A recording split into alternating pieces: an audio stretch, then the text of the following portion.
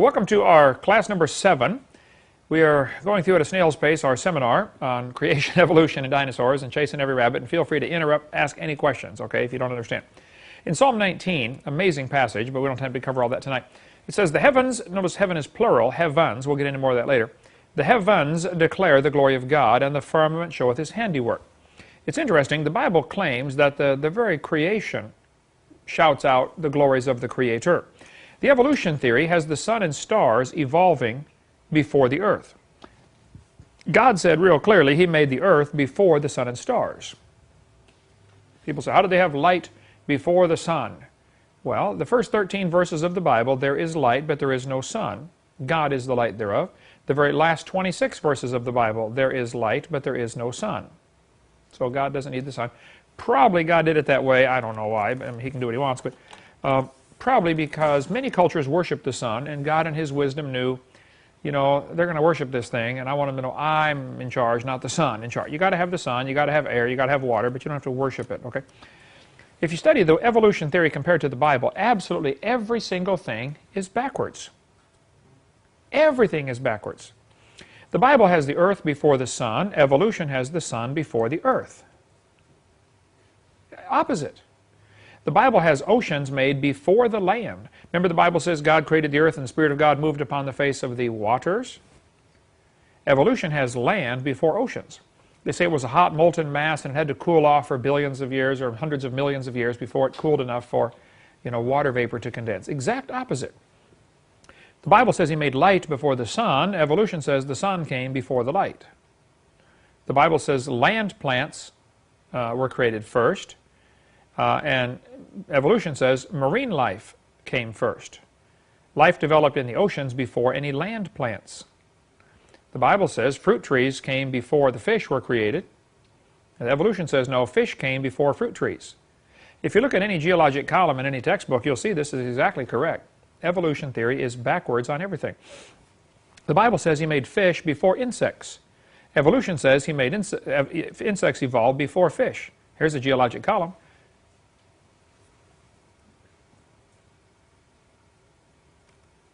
Insects came after fish. I got this one backwards, don't I? I got to go back and change that. Okay. Evolution has fish evolving, what, 300 million years ago, and insects coming 150 million years ago. I think I need to change that one. According to Genesis, the creeping things were created before the fish. Look at Genesis chapter 5. Let me put a question on that, and I may have to modify 0.6. I think I have got them reversed here in the wrong one. Because evolution has insects after, fish before insects. Evolution says. Genesis, I'll go back and look at that one. Let's finish the rest of these here. The Bible has plants before the sun. Plants on day 3, sun on day 4. Evolution has the sun created, you know, billions of years before the earth even came around. So it's backwards on the order of creation. The Bible has marine mammals coming before land mammals. Things in the water made first on day 5, marine or land mammals made on day 6. Evolution has land mammals first, and then they evolve back into the ocean. Think about that. Evolutionist says, oh yeah, some fish came up out of the water, evolved legs, walked on land, turned around, went back into the water, and became a whale. Evolved onto land and then evolved back. The Bible has birds before reptiles. Evolution has reptiles before birds. Again, go back and look at the geologic column. The ones they publish in the textbooks.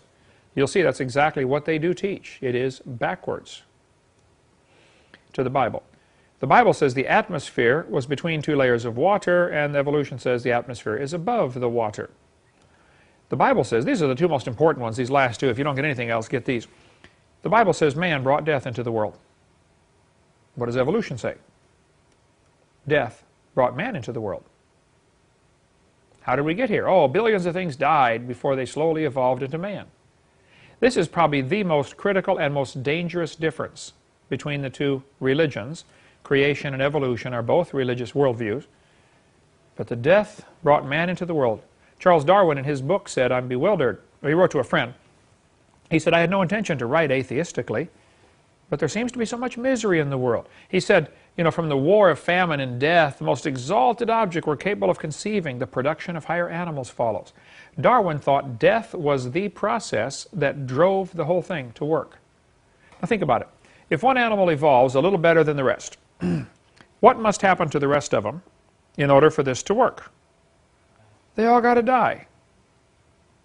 I mean, if you got one cow that evolves just a little bit better, whatever, now the rest of them have to die, or else the new improved cow model is blended back into the population. It's lost.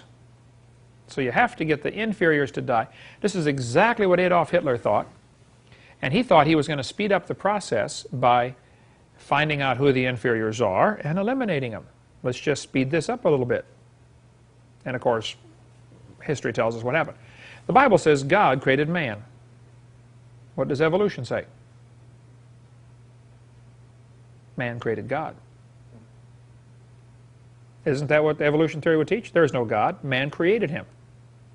We need a God. And they have their whole theory of how God evolved from, worshiping rocks and stumps and trees to finally, monotheism. And, they got it all backwards, exactly backwards. People say, couldn't God use evolution to create? These two theories could not be more different. I don't see any way they could be more different. They are just exactly the opposite. Could God use evolution to create? Well, the God that would need to use evolution is cruel, wasteful, and retarded. It is certainly not the God of the Bible. Think about evolution process. The God that would have to use that is cruel. Isn't it cruel to have animals that are, partially developed and inferior and going to struggle and die? The whole evolution process of struggle and death is contrary to the Christian God. Exactly the opposite. The God that would use evolution is wasteful. How many bazillions of animals had to die in order to get this thing to work, I mean, it's just a wasteful process. And it's retarded. There's no direction to it. Just things kind of, meander on the way they want to go, and there's no goal. There's no goal in mind. They're just, let it evolve. That is certainly not the God of the Bible. And we'll cover much more on that on video 7 in about 6 years when we get there on the theistic evolution. Those people who try to say God used evolution are, first place, it's not what the Bible says, okay? There's no evidence for evolution anyway. So why compromise a good book with a dumb theory? I don't understand why they want to do that, okay? No evidence for it. And it is not the God of the Bible. So when I get into a discussion and people say, well, I believe God used evolution, I say, well, look, you're welcome to believe that. However, you need to understand, you're not talking about the God of the Bible. You might be talking about God like Osama bin Laden talks about God, but that's not the God of the Bible. He's got a different God than I do, okay? The Mormons have a different God than I do. Just because somebody says the word God does not mean they're talking about the same person that is the God of the Bible. So, no, God did not use evolution to create. There's no evidence for evolution anyway. Okay, cover much more on that on video number 7. Psalm chapter 8. I love this psalm. The whole psalm is amazing. David said, when I consider thy heavens. Now keep in mind, David spent his early life doing what? What was David as a kid? Shepherd. Shepherd. You get a lot of time to lay out there and consider the heavens. I mean, lots of time. You figure, you go to bed, you go to sleep probably, 10 o'clock or so, 11 o'clock or whatever. And, well, it gets dark way before that. So you get all the sheep in the pasture, you lay down to block the gate, so the wolf doesn't come in and the sheep don't go out. And now you got 4 or 5 hours to sit there and practice your harp or whatever you're going to do, or you can't read a book unless you got a candle, and you consider the heavens. If anybody knew how to consider the heavens, it'd be David. This is something we have lost in our culture. We are so busy being entertained by all of our electronic gizmos, radio, TV, computers, etc. We have lost this, taking time to consider the heavens. I remember as a kid, it was so fun just to go lay in the yard and watch the clouds float by. Or go out at night and just watch the stars. We camped out in the mountains once in Colorado. My uncle Kurt took us all up there, and we got the tents out there in the middle of the mountains, no place, Colorado, real high elevation. And I woke up at 3 in the morning for whatever reason, and we just went out and laid on the picnic table at the campground. Here we are, 50 miles from any city. Has you ever been in a situation like that where it's just stars like you can't believe how many stars there are? We saw 100 shooting stars per hour. About, it was 300 shooting stars we saw in 1 hour laying out there, my brother and I. It was just incredible. All of us, I don't know if it was, I was probably 12 at the time, so I don't remember what month it was. There are 2 times a year when the Earth goes through a band of broken up fragments where you get meteor showers. It's September and August and September, I believe, or twice we go through this band, so it might have been then, I don't know. We saw a bunch of them that night. But he said, when I consider thy heavens, we don't take time to stop and think. We're too busy being entertained. This is why kids are not developing the depth of character and understanding that they should and that they used to in the olden days. Psalm 39, the psalmist said, while I was musing, the fire burned. The word muse means to think. When you stop and think, he said, while I was musing, while I was thinking, the fire burned. And some people, they get this burning in their heart like, man, I just want to do something for God, because if you take time to meditate, think, just take the time, shut off the TV, shut off the distractions, get away from everybody, and go think. The Jews, as they march up to Jerusalem once a year or twice a year, all the males of the city would be marching together up there to the city, and they would sing the Psalms. And there's a word they would say in there. Anybody know what that word is, which means stop and think? Selah. Stop and think. They'd be walking along the whole village, 40, 50, 80, 100, 200 people walking up toward Jerusalem. And you have to go up to get to Jerusalem, no matter which way you come from, because it's up on a hill. It's always going up to Jerusalem. They would say, great is the Lord and greatly to be praised, Selah. And they would all stop and think about it. That's what it means, stop and think. Great is the Lord. Stop and think. We just don't do that. I encourage people to just stop and think. Sometimes I'll be praying and I'll say, Heavenly Father, and just stop right there. Don't say another word. And stop and think about who you are talking to. Do you have any clue who this is? We're talking about the God of the universe, And we expect him to come like a puppy dog when we call. Hey God, I'm ready to pray. Get over here, listen to me right now. Get over here, stand right here, I'm praying, okay? like we're the boss, While I was musing, the fire burned. You want to get your heart on fire for God? Muse. Quit being entertained and muse. Think. Psalm 143 is the only other place the word muse is used in the Bible. Twice in the Bible the word muse appears. I remember the days of old. I meditate on all thy works. I muse on the work of thy hands.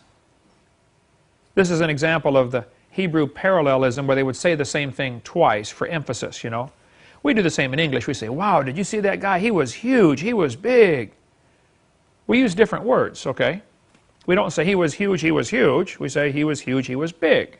We would use a different word for emphasis to show, wow, that car was fast. It was incredible. It was, like lightning. We use a different way of saying really the same thing for emphasis. The Hebrews did that continually all through the Bible, Hebrew parallelism, where they say the same thing twice for emphasis. He's talking about, I meditate on thy works, I muse on the work of thy hands. Muse and meditate would be very similar things here. Stop and think. We just don't take time to meditate. There was a king died so the story goes. I don't know if it's true or not. It's a good story. I'll tell it. All I know is it's a good story. Whether it's true or not, I don't know. This king died. His son was in his late teens, and he was going to become the king. And as the son went into the queen, his mother, and said, Mom, I'm the new queen, and the custom is, for the queen to give me, advice. What would you like me to do? I'm going to be the king now. And she said, well, son, I just have one request. He said, oh, this is going to be great. She said, I want you to spend 30 minutes a day, first thing in the morning, thinking. Don't have any distractions, no music, no friends, just 30 minutes, sit and think. He said, well, that'll be easy. Oh, great. He's going off, and first day, he's thinking about the big party he's planning that night. I'm the king now, I'm going to have all my friends come in, we're going to have a big party. And second day, he's thinking about whatever parties and, what to build next for his kingdom. But after a few weeks, it just really got to him. Taking the time to stop and think ate at him. And he realized, man, this wicked lifestyle I'm leading is going to lead to nowhere. It's going to lead to destruction. And Satan is good at keeping people so busy that they don't take time to stop and think. Instead, they just rush off from one thing to another. I don't listen to music as I drive. I like music. I love music. But I very rarely listen to any music. That's my thinking time. Just think. You get all kinds of ideas. You know, you ladies that pick up the phones, I call in the middle of the night, leave a message on your phone. You know, hey, write this down. I got this great idea. I did not realize until just a few months ago that when I was calling, leaving these messages, the message had the time on there. You know, this message recorded at 3:12 a.m. 3:12 a.m. Well, that's when I get my best ideas. You know, you eat a lot of pizza with peanut butter on it just before you go to bed, and you wake up with really wild ideas at 2 in the morning. Like, oh, wow, I never thought of that before, you know. Better than LSD. Oh, wow. Pizza and peanut butter, that'll do it. But this whole mentality, this whole practice, I guess, of just thinking. We let everybody else do our thinking for us. And if you watch TV, they're doing the thinking for you. They're telling you what to think. They're telling you how to look at things. They're telling you what to believe. If you listen to music, the music is a great tool or a dangerous weapon. Music can be used to change your whole thinking process. The communists have known that for years. They use music to train people to be submissive, to not rebel against communism. Music's a powerful tool, dangerous weapon, or a wonderful gift from God. That's why the Bible says, speak to yourselves in psalms and hymns and spiritual songs, singing, making melody in your heart to the Lord. The Beatles had a song that was famous years ago. As they're singing the song, you got this beautiful melody, you know, they were good musicians. But in the background, somebody's chanting through the whole song. Smoke pot, smoke pot, smoke pot. It's just very subtle in the background. Smoke pot, through the whole thing. That gets into you, okay? The rock music and stuff these days is dangerous. And I would challenge kids, if you want to develop a whole different personality, stop and think. Spend 20, 30 minutes a day musing. Think. Don't let somebody else do your thinking for you. Read the Bible, read a couple chapters, and then just stop and think. It'll absolutely revolutionize your whole life, make you a brand new person. A theist is a person who believes in God. If you put the letter A in front of a word in English, it very often means the opposite. Okay? So an atheist is a person who does not believe in God, or at least claims he does not believe in God. I doubt there's any real atheists out there. Muse means to think. Amuse means to not think. That is the meaning of the word. We have entire parks where you can pay money and go do that. They're called amusement parks. Okay? You two guys from Central Florida know about all the amusement parks down there, right? People will spend a fortune to be amused. The Romans did this 2,000 years ago. They bring in the lions, bring in the Christians. We want to be amused seeing them ripped apart, you know. Bread and circus. And when people get to that point where they're more worried about their sports and their games and their amusements than they are about thinking. Amusement is a great tool for politicians to use to keep the people from thinking for themselves. Karl Marx in the Communist Manifesto said one of the things you have to do is get the people's minds off their leader. Not when the Communist Manifesto was in the Communist Rules Revolution.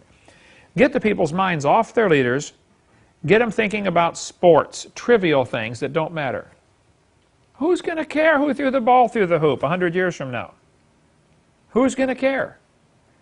But people today get all bent out of shape over, wow, who's going to win the World Series or who's going to win the Super Bowl? It doesn't matter. But it's a great distraction. It is just like the thing you wind up over the baby's crib, you know, the little mobile. The kid's crying. I got 4 grandkids, 3 and under, you know, and it's so easy to get them distracted, you know. Just like little Matthew last night, he's what, 10 months old, you know. I was watching Matthew last night. All you got to do is, when he gets fussy over something, hey, Matthew. You know, that's one of the characteristics of, you know, a 10-month-old brain, okay? Just very easy to distract it. Teenagers and adults can be the same way, though. Very easily distracted on absolutely dumb stuff. It's not going to matter. We ought to be concerned about who's going to heaven or hell and about who's going to be our leaders in our government, and, you know, we ought to be concerned about deeper issues, but the politicians have learned, hey, keep the people distracted, give them bread and circus, and they won't worry about these things. If ever something is in the news that's usually, you would think, man, that's kind of stupid. Usually there's something bigger behind the news that they're trying to hide. For instance, O.J. Simpson. How long was that on TV and in the news? A year? Whatever, okay. Months and months and months of the O.J. Simpson trial. Well, behind the scenes was Bill Clinton trying to give, the Los Angeles port to China. Chinagate. But they try to cover that up. Whenever there's something in the news, like it's all big news, all the news media is covering, something about, some murder. Yes, sir.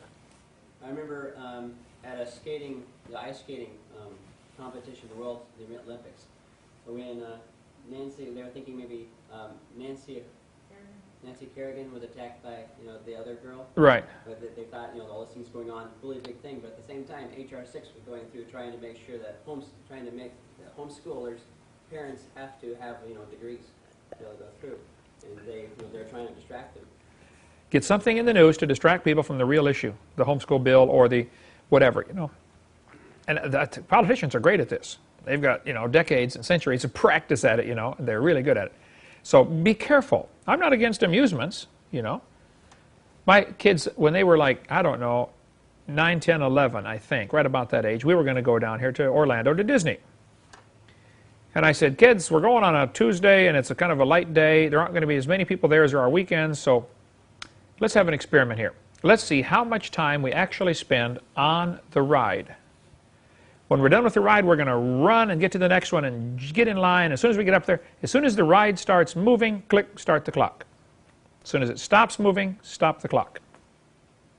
We were there for 12 hours trying to see how much time we could get in. Anybody want to take a wild guess how much actual ride time we had in 12 hours? An hour? 29 minutes. You know how much action time there is in an average Major League Baseball game? Not standing at the mound, not winding up. I mean, actual action. 11 minutes. In a Major League ball game, which takes, what, 2 or 3 hours, We just get amused over the dumbest things, and it's distraction. Disney's got it down to a science. I mean, when you run to get 30 minutes of ride time in for, what? What's it cost to get in there now? 40 bucks? 50? Okay. 50 bucks for 30 minutes. That's $100 an hour I paid per kid, okay, of actual ride time. The rest of the time you're standing in line like a bunch of cows, move up a step, back and forth, back and forth, back and forth. They got it down to a science, okay? So you're paying, while you stand there in line. And, of course, the longer you stand there, the more hungry you get. And then you buy the $5 hot dog and the $3 Coke, and they got more money that way. Amuse. Psalm 8, he said, when I consider thy heavens, the work of thy fingers, the moon, the stars, which thou hast ordained, what is man that thou art mindful of him? Now look what happened to King David here. When I consider the heavens, the work of thy fingers, the moon, the stars, what is man that thou art mindful of him? When you start looking at what God has done, you start realizing how insignificant we are. And I tell parents, you better go home and look in your kid's bedroom. And if what you see all over the walls are pictures of sports heroes, you better stop and think what you're doing to this kid. You are developing in him a very shallow personality where the depth of his understanding is, wow, he threw the ball through the hoop. Oh, no depth of thinking. No understanding of the times to know what Israel ought to do. You're not going to raise a leader that way. Just absolutely no depth of character. The secret is very simple. When I consider thy heavens, take time to talk to God. Take time to just listen to God. Bible says, I think it's Ecclesiastes, when you go into the house of the Lord, let thy words be few. What is that? Where's that phrase at? Let me get that open here. I hate to say that. I don't want this to sound right or sound wrong, okay? But I don't pray much as far as talking to God. I pray a lot, but I just say, Lord, talk to me, Words be few. Ecclesiastes 5. Be not rash with thy mouth, and let not thine heart be hasty to utter anything before God. Don't be in a hurry to say something in front of God. For God is in heaven, and thou upon earth. Therefore, let thy words be few. I know people, they'll pray for an hour, and they ask God for this, and they tell God how He ought to be running the universe, and they're just busy telling God everything, Okay, how many of you ever made a promise to God and later found out you couldn't keep it? God, I promise I'm going to read my Bible 5 hours a day or something like that, We all do that. It's better not to vow than to vow and not pay. Let me find that verse here. Not to vow. And that's verse 5 of the same chapter. Oh, yeah, okay, right there. Verse 3. For a dream cometh through the multitude of business, and a fool's voice is known by a multitude of words. When thou vowest a vow unto God, defer not to pay it. For He hath no pleasure in fools. Pay that which thou hast vowed. Better is it that thou shouldest not vow than that thou shouldest vow and not pay. I guess as a young Christian, I read this and was really impacted by it and said, man, we're talking about God here. I'm not going to make any promises I can't fulfill. And I saw all kinds of kids in the youth group. They would, after a good, powerful sermon, they would walk down to the front and say, God's called me to be a missionary, and God's called me to, whatever, okay? I didn't do that. I might go be a missionary, but I'm not going to get up here and tell everybody God called me to do it, and I'm not going to promise God. I try to be very cautious in what promises I make. My wife will tell you it frustrates her to death, I'm cautious. Let thy words be few. And see, you're dealing with God here. When you're in front of a judge in court or on a witness stand, you have to do the very same thing. Bill Clinton was in front of the grand jury for 4 hours and 30 seconds and didn't say anything they could hang him on. What he would do, he would question everything that they asked him. He would question every word. Well, that depends what you mean by is, What do you mean by is, Of course, it drove everybody crazy, but he's a lawyer. And he's, crooked as a dog's hind leg. But he never did really perjure himself. Because what you do, after you question their question over and over and over, then you say, well, if I understand your question correctly, my answer is, blah, blah, blah. And when they try to hang you with your answer, well, I must not have understood your question correctly. Let your words be few. I've been several times now in front of the judge and over this building permit issue, and I have just tried to learn, just say the minimum. We were at the hearing just last week and of the building, the 4-hour hearing over the building permit, and the attorney for the state, the county attorney, said, now, Mr. Hovind, does your son live next to you? I said, no, ma'am. She was shocked. Are you saying your son does not live next to you? Yes, ma'am. He doesn't. He lives 2 doors down. I'm not about to volunteer any information. It really threw her off stride, Now, for the record, you're saying your son does not live next to you? Yes, ma'am. Yeah. It was hilarious, Let thy words be few, The police know when they get somebody in there and start interrogating them, just let them talk. Eventually they'll say something you can hang them with, okay? When you're in front of an adversary, keep quiet. Let thy words be few. Don't say much. When you're in front of somebody that's out to get you, just shut up. You have the right to remain silent. Yes, sir. I think I'll do that. I'll stay silent. And it, we can go off on a long rabbit trail there. We better stop, okay? So, what is man? A person that spends his time considering what God has done really quickly understands man is nothing. We just are pretty insignificant in the big picture. And when somebody really thinks they're the coolest thing since sliced bread, they just need to go out and get a good view of who God is. I've got the video clip of the one woman standing on the beach, Shirley MacLaine. She's standing out on the beach saying, I'm God. I'm God. And she's talking to the ocean, I'm God. How stupid can you get? Absolutely stupid. So I use that in my video 5, somebody's saying, I'm God, and then you back up and you show just the Earth and a little dot on there, I'm God, and you back up and show the whole solar system, little tiny Earth, little bitty dot, I'm God, and you back up and show the whole universe, a little tiny dot, I'm God. No, you're not God, you're nothing, okay? Absolutely. How many have seen that, read the book, Horton Hears a Who, from Seuss? Great story, okay?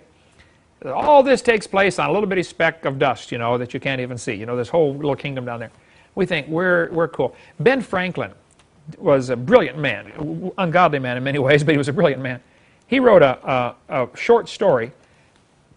The name of it was something about 7 seconds on in the life of an insect on a plant or something, And these insects are on this plant and have a really short lifespan, like a couple of minutes or something, That's all they live.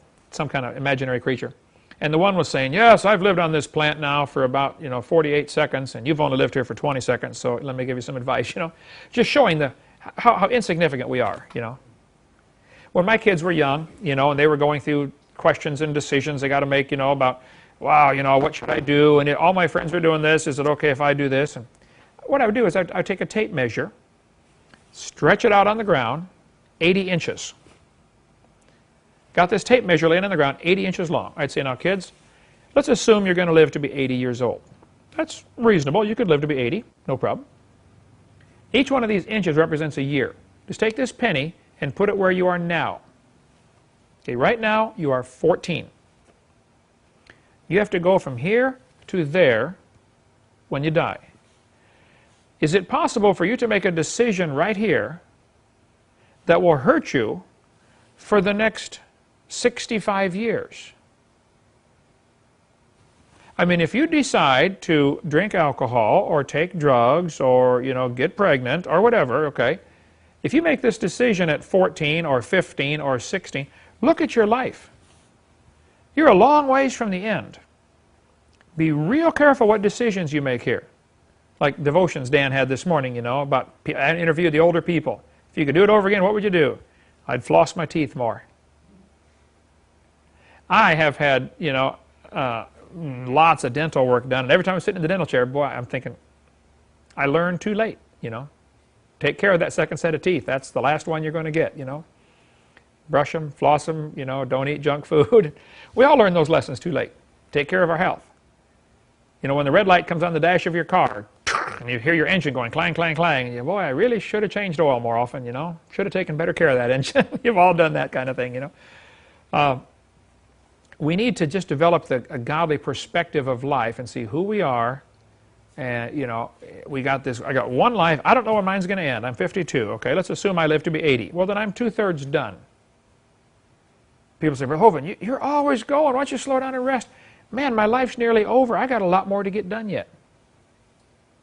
They're going to put on my tombstone, so much to do, so little done, farewell, That's it,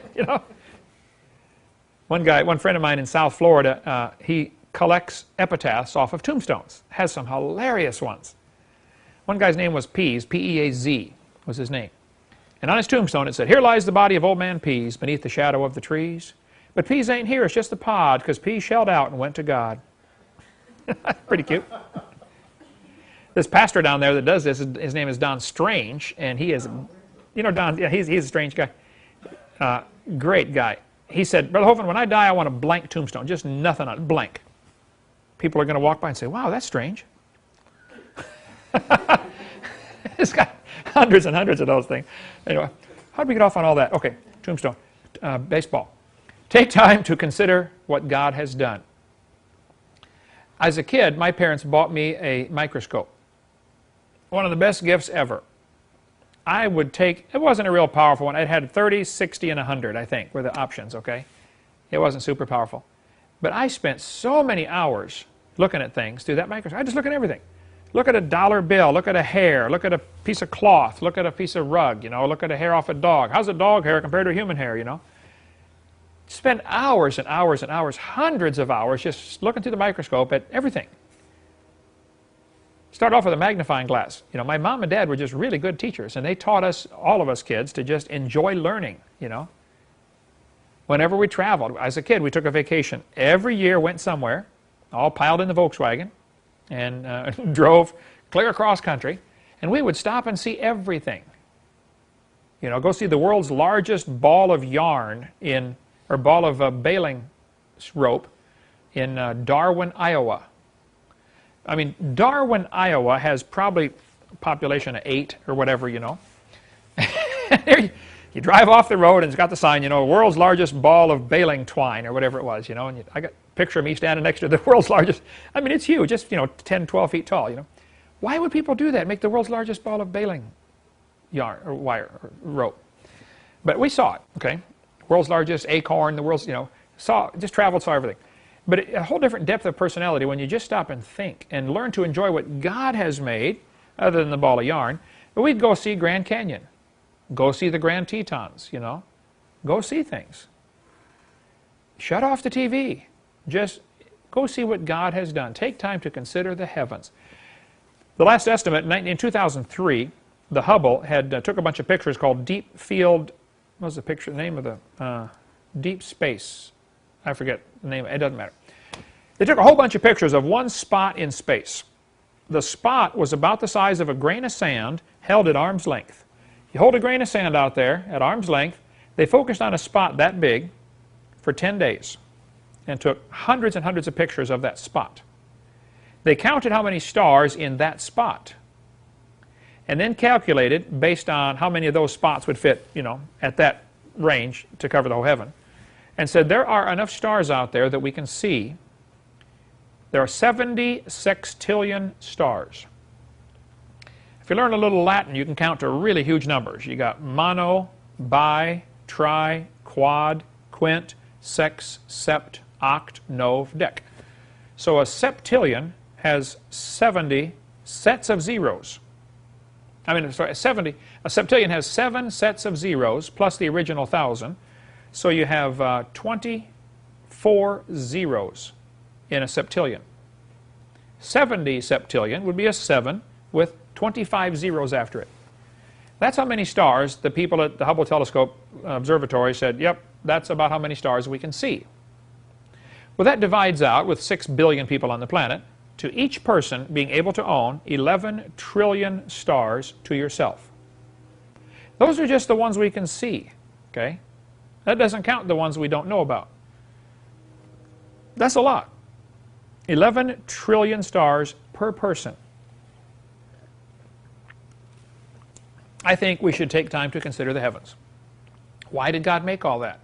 Maybe it's just for the oh wow factor. You know, why do people put chrome on their car?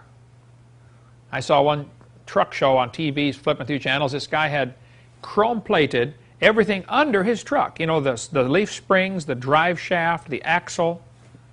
Of course, you can't see it under the truck, so he cut the bed out of the truck and put a big piece of plexiglass in there so you could see his chrome plating. Of course, now you can't use the truck to haul anything because you're going to scratch the plexiglass. Duh.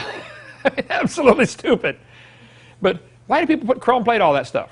Why do they have chrome bumpers on a car and chrome stripes and pinstripes and all? It's just for the, oh wow, that's cool, you know. God, the ultimate owner of everything, has infinite amount of money. It's no problem for him to go, hey, you want to see the oh wow? Watch this. Step outside in the dark night. Get away from all these lights. Wow. But we sometimes can't see the stars because there's too much city light. There's just too much light in our eyes, you know. And I don't think we really see the importance of God and His creation because we've got too many things distracting us. We're too worried about the new shoes and the new car and, you know, the new house and the, you know, we're focusing on the wrong stuff. Once in a while you need to clear your eyes and just get away from all this distraction. As a kid, I was a real loner, and I used to go out and camp out by myself. Just take my little tent, go out in the woods, camp out, and just lay down and just watch the stars. And think. No radio, just think. And that can be discouraging, especially if you're not a Christian.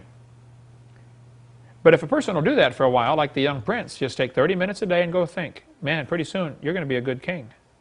You're going to think about what's important. You know, this party I'm planning tonight is really not important. In the big span of things, this is not important. Take time to think. The Bible says, speak to the earth, and it shall teach thee. Job 12. Interesting passage. The Earth? Well, the Earth is like a big magnet. Magnets lose their strength over time. You buy the magnet to go on your refrigerator, you know, John loves Mary. And about the time the magnet starts sliding down the refrigerator, your love for Mary also starts, you know, sliding down, and you go look for somebody else, you know. Magnets lose their strength. The Earth's magnet has lost 10% of its strength in the last 150 years. A guy named Gauss, G-A-U-S-S, I believe is the spelling. Don't trust me on that one, believe me. But Gauss is the guy who developed a method of measuring how strong is the Earth's magnetic field. And they actually measure magnetic strength in how many Gauss it is. You can get a Gauss meter, okay? The Gauss meter developed, you know, how strong is the magnetic pull? You've all seen magnets, you know, you get them close together, all of a sudden, bam, and you cannot pull them apart.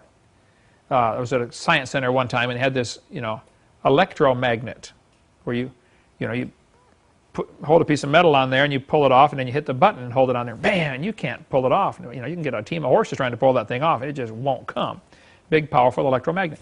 Well, magnetic fields are measured in Gauss, and the Earth's magnetic field has been observed and measured for the last 150 years, and it has declined 10%, which is very significant. There was a teacher of physics at the University of Texas, El Paso. He died several years ago. His name was Thomas G. Barnes. Thomas G. Barnes, physics professor, UT El Paso, he was a creationist, did a lot of studies on the Earth's magnetic field. He wrote papers for the government. He studied the Earth's magnetic field, did a lot of research on this. He said there is no possible way the Earth is even 25,000 years old. If you go back in time, the magnetic field would be stronger. Quite obviously, it's losing strength, okay? It's lost 40% in the last 1,000 years. Now, that number is only known from what's called paleomagnetism, where they test the magnetic strength of a rock that formed, like a lava flow, that formed 1,000 years ago. How strong is the magnetic field in those rocks? Because then if the magnetic signature is kind of locked in to rocks at that time. But Astronomy in the Bible, a book we sell in the bookstore by Donald DeYoung, has a good article about that. ICR, Institute for Creation Research, has a lot of information about this. CreationScience.com, which is Walt Brown's website, has a ton of stuff on this. Earth's magnetic field is declining. Well, we'll take a break here in a second. The Earth's magnetic field is getting weaker. That is an established fact. That means it can't be more than, say, 25,000 years old. Interesting thought. According to NASA, I believe NASA is the one that said the Earth's magnetic field's half-life is 1,400 years. Half of the magnetic field is gone every 1,400 years. So if you go back in time 1,400 years, it was twice as strong. You go back 2,800 years to about the time of King David, it was 4 times as strong. You go back another half-life, another 1,400 years, say the time of the flood, just before the flood, the magnetic field will be 8 times as strong as it is today. You go back to the creation of Adam, it's probably 15 times stronger than it is today. Well, if the magnetic field were that strong, some strange things would happen. You've got iron in your body. You know, they talk about iron poor blood, okay? What if you could feel which way's north? Can anybody point to north right now?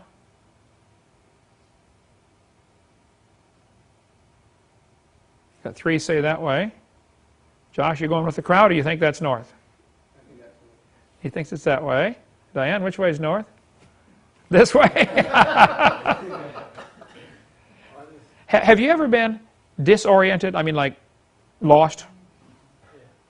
That's a weird feeling, and it's uncomfortable, okay? Well, if God made the Garden of Eden absolutely perfect, Adam and Eve had a lot of features that we probably don't even think about. They probably had a built-in GPS. You could not get lost. You always knew exactly where you were in relation to the Earth, based on the magnetic field. Birds navigate by the magnetic field. Bees go out and find the honey, come back, or go find the nectar and navigate by the magnetic field. The Pacific golden plover, little bird, goes to Alaska, mates, lays its eggs, hatches the eggs, raises the birds up, gets them to a certain size, says, okay, Junior, I'm taking off. Mom and Dad fly to Hawaii, over 2,000 miles of ocean. 2 weeks later, Junior flies to Hawaii. Think about that. He's never been to Hawaii. He was conceived and born in Alaska. Do you realize if he's a half degree off in his navigation, he's going to miss Hawaii by, 300 miles? There's not much around Hawaii but ocean, okay? I've been there a couple times, okay? How could such a thing evolve? The Pacific golden plover. Well, we'll take a break, cover more on the magnetic field when we get back. But the Earth's magnetic field is a powerful indication the Earth is not billions of years old. It cannot be. Because if you went back stronger and stronger magnetic field, now it starts to generate heat. And it melts everything on Earth. The heat generated would have destroyed the planet 25,000 years ago. So how do they answer that? Well, we'll cover that when we get back from the break. Okay, let's take up where we left off here. The Earth's magnetic field is getting weaker. That is an established scientific fact. Which means, at the rate it is declining, it cannot be more than 25,000 years old. Now, for an evolutionist, of course, they're going to have an answer for this. What are they going to say? They're not going to admit it's less than 25,000 years old. That it's, no, well, that's one.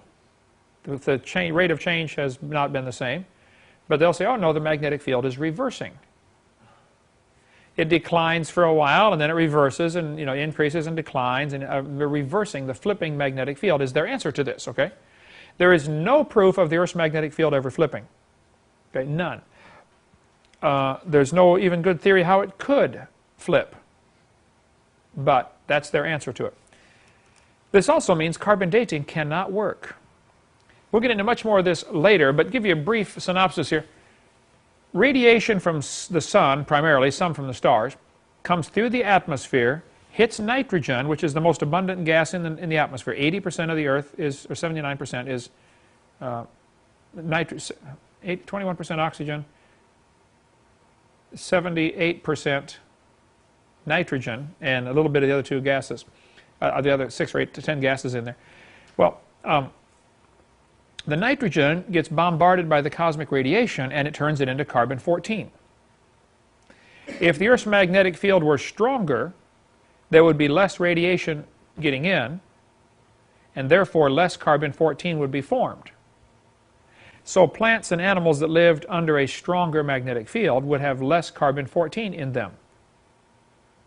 And so when you date them, they're going to look like they're much older than they really are. They just simply lived in a world that had stronger magnetic field. Carbon dating cannot possibly work. And I give a couple examples. We give more in video 7. But in 1949, when they first invented carbon dating, the lower leg of a mammoth from Fairbanks, Alaska, had a radiocarbon age of 15,000 RCY, which is radiocarbon years, okay? While the skin and flesh were 21,000 radiocarbon years. How can the skin be 6,000 years older than the leg? It doesn't work. One part of a mammoth dated 29,000 years old, another part dated 44,000. I'd like to point out something that ought to be kind of obvious here. Both numbers can't be right. Would you agree? It can't be both 29 and 44. So, we know one of the numbers is wrong, right? How would you know either of them are right? Is there any possible way to know that either number is right? If you're getting two numbers from the same critter, you got to stop and think. Either you got a really slow birth here, it took him, 15,000 years to finish being born, or it doesn't work. Your carbon dating doesn't work. In spite of all the theories, in practice, it doesn't work. Much more on that on video 7, question and answer, which we'll be to in about 8 years at the rate we're going. Okay. Here's the evolutionist answer to the declining magnetic strength. They know the magnetic field's declining. Never had an argument on this. So they'll say, well, there are magnetic reversals. See, this textbook says there's reversed polarity. What they say is, as the ocean floor spreads, the magma comes up in the middle and the ocean mid-Atlantic ridge is spreading out, which probably is true, kind of like a big conveyor belt, maybe true, I don't argue about that. But they'll say, as the magnetic field flips, it is recorded and preserved in these rocks, the paleomagnetism. It's locked into the rock. And they show this alternating polarity, the bands, you got the red bands and the gray bands. They say the polarity is going opposite direction. This is absolutely pure propaganda. Okay, it is not true. We cover much more on that on video 6. But Walt Brown has a great section on his website, creationscience.com, about this phenomena. There are not magnetic reversals. What it was stronger and weaker magnetism they were measuring. And somebody drew a line through the middle of this called a sine wave, you know, up, down, up, down, up, down. And they drew a line through the middle and called everything below average a reversal. If we lined up everybody in, you know, Pensacola and found the average height is 5'6", okay? Does that mean anybody who's under 5'6" is reversed, i.e. down in the ground? Or does it mean they're just lower than average? It doesn't mean they're reversed and sticking down in the ground, okay? It just means they're lower than average height. That's all it means. And so areas of weaker magnetism does not mean it is reversed. He covers in his website and on his videotape that he did, which is great, on probably when the fountains of the deep broke open, the basalt, there's a layer of rock, the granite rocks of the crust of the earth, then there was a layer of water, and then a layer of basalt, which is hardened lava, okay? As the basalt would bulge up, it would crack. You try to bend a rock, eventually it's going to crack. Water's going to rush into those cracks and cool it off. The basalt is, you know, close to the Moho-Revisic discontinuity, the place where it changes over to a liquid in the center of the earth, or toward the center. Well, the bulging basalt would crack and the water's going to rush in, cooling it down along the cracks. So hot rock does not store a magnetic field.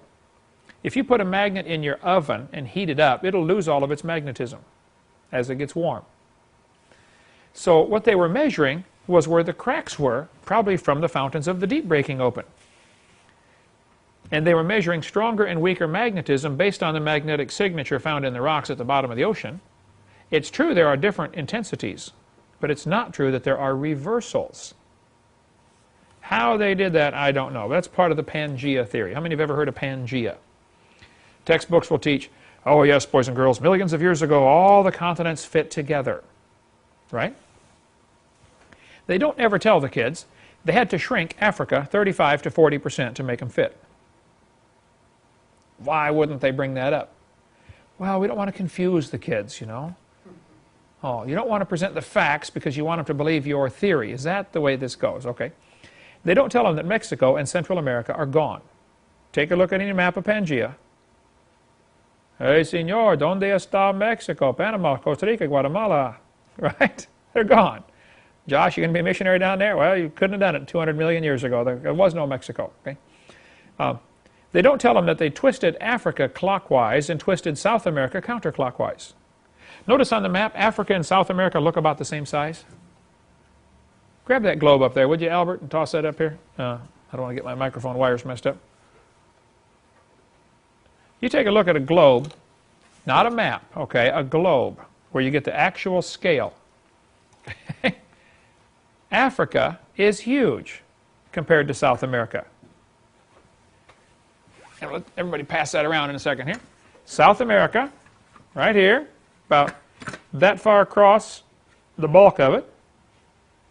Africa is gigantic. Take a look for yourself. It's just not logical to say, just, how do they get by with this stuff? You know, where's somebody with a brain saying, oh, excuse me, wait a minute. The textbook, I forget where it was, in Texas, the Gablers caught it. One of the textbooks they tried to get to sell to Texas had the equator going through Florida. Kids are going to learn this on a map, you know.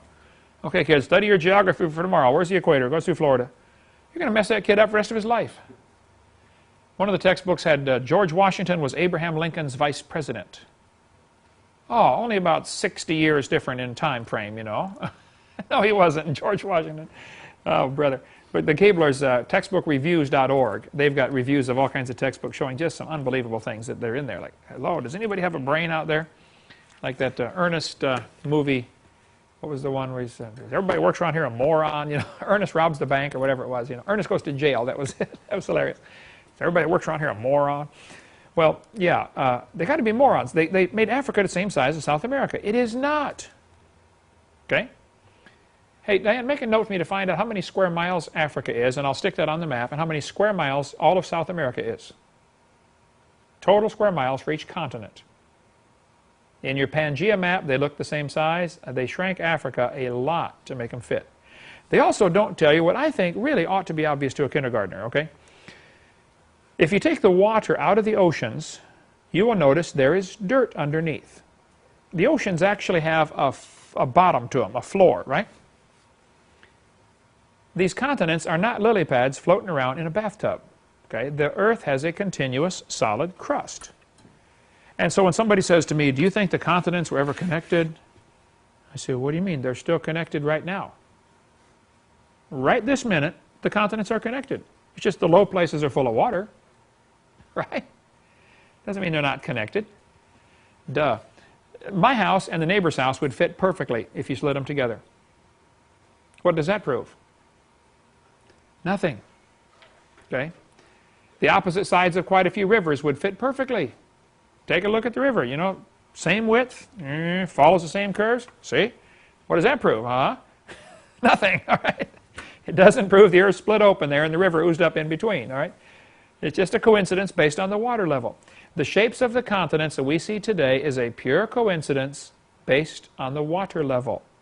If you raise or lower the water just a few hundred feet, everything changes. Figure the oceans average 12,000 feet deep.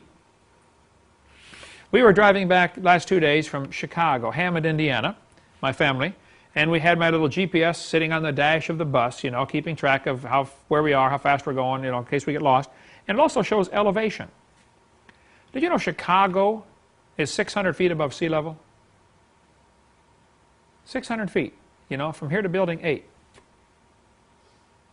That's it. And it's a long ways to the beach from Chicago.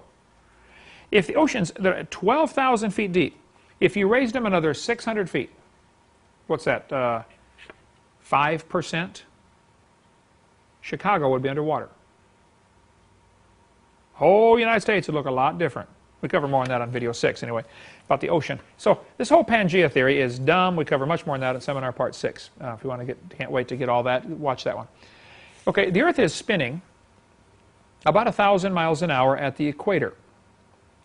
Technically, it's 1,041.6, I believe. You could take the diameter of the Earth divided by the 24 hours it takes to go around, you know, who cares? But the Earth is spinning. We all know that. It's about 1,041 miles an hour at the equator. That would depend upon your altitude. I know somebody's going to call in and say, well, that depends if you're 80 feet above sea level or 800 feet. I understand. The circle's bigger. I taught geometry, but who cares? But the Earth is spinning, but the Earth is slowing down, okay?